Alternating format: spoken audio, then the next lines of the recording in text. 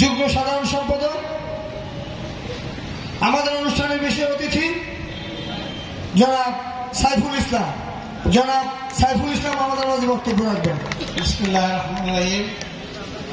আজকে সবার সম্মানিত সভাপতি শ্রেষ্ঠ ছোট ভাই মতিউর রহমান মিঠু উপস্থিত, আজকে সবার প্রধান অতিথি বিএনপির মহানগর বিএনপির সিনিয়র যুগ্ম আহ্বায়ক, রাজপথের অগ্নিকন্যা শেখ হাসিনা আতঙ্ক, বারবার কারাগারের ছাত্রনেতা, সাবেক ছাত্রনেতা, মহানগর বিএনপির সিনিয়র যুগ্ম আফরোজা খানম নাসরিন, মঞ্চে বিশিষ্ট মহানগর বিএনপির বিভিন্ন স্তরের নেতৃবৃন্দ, সামনে আমার উপস্থিত অত্র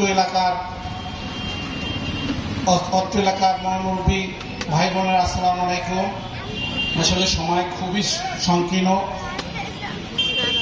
এখানে প্রধান কাজটাই হয়েছে আমাদের সদস্য নবায়ন করা,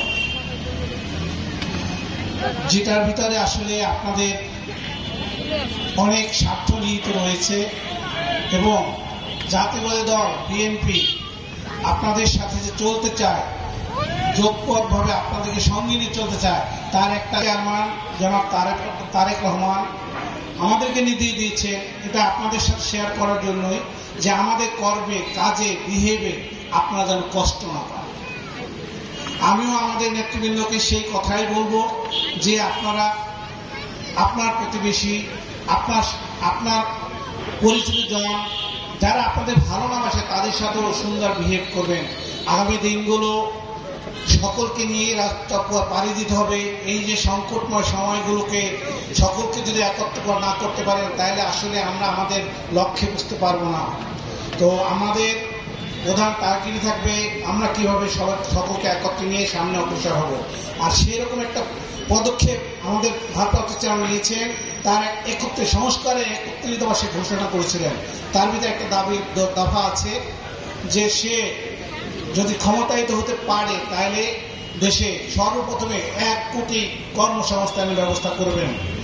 আর একটা পদক্ষেপ নিয়েছেন, সে প্রান্তিক জনগোষ্ঠীকে তার এই রোড ম্যাপের সাথে সংশ্লিষ্ট করার জন্য সারা বাংলাদেশে 50 লক্ষ ফ্যামিলি কার্ড প্রদান করবেন। এই 70 সদস্য কবিতার উপরে টিকটকে দেখেছেন যে বন্যা পাকে একটা কবি সে সরকার করছে। আপনাদের প্রতি অনুরোধ, আপনারা সবাই এটা করবেন, হবে ডাটাবেজ অনুযায়ী আপনাদেরকে আবার সন্দেহে রাখা হবে, এটা কেন্দ্রে জমা দেওয়া হবে। আপনারা এটা গুরুত্বপূর্ণ করে রাখবেন, এটার মধ্যেই আপনাদের পরবর্তী সকল সহযোগিতা নির্ভর করবে। তো আমি কথা আর বাড়াবো না, আপনাদের সকলকে ধন্যবাদ জানিয়ে আমি আমার বক্তব্য শেষ করছি। ধন্যবাদ।